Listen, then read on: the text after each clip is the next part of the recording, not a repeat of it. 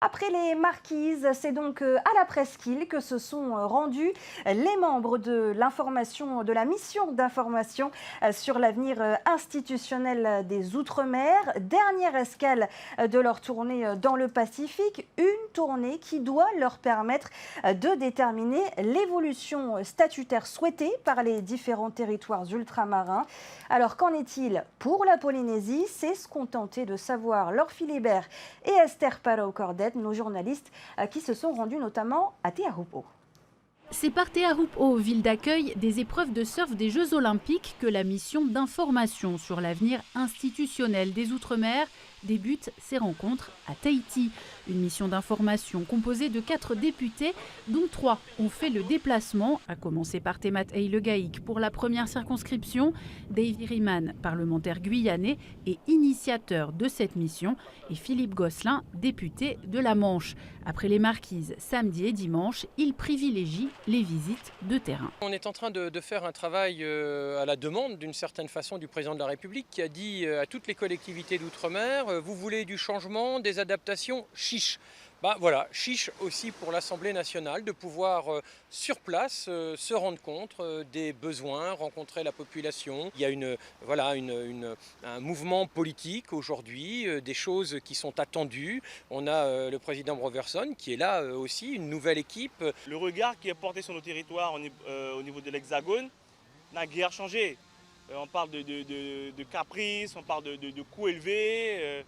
Ce sont ces choses-là qui reviennent, on nous fait comprendre que ce qu'on fait pour nous, c'est déjà pas mal.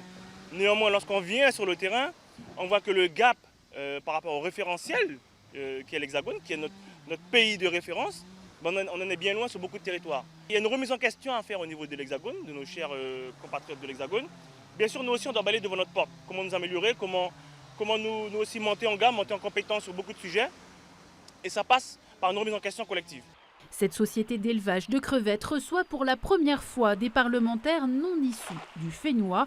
L'occasion pour ce fleuron de la presqu'île de plaider pour un soutien à son développement. On aimerait pouvoir avoir un peu plus d'aide financière pour nous aider à évoluer plus, à se moderniser.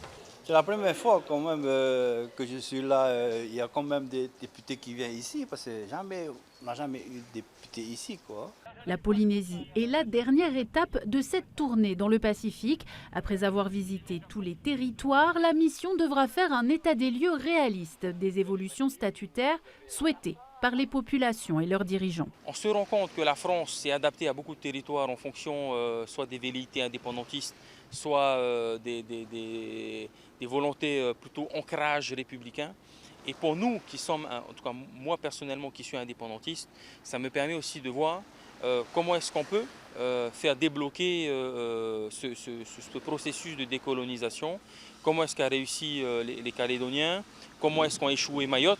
La suite de cette visite sera plus institutionnelle avec la rencontre demain du président de l'Assemblée de la Polynésie, puis des principales forces politiques du territoire mercredi. Cependant, aucune rencontre officielle n'est programmée avec le Tavini Wiratiera, pourtant le principal artisan de cette réforme au Fénois.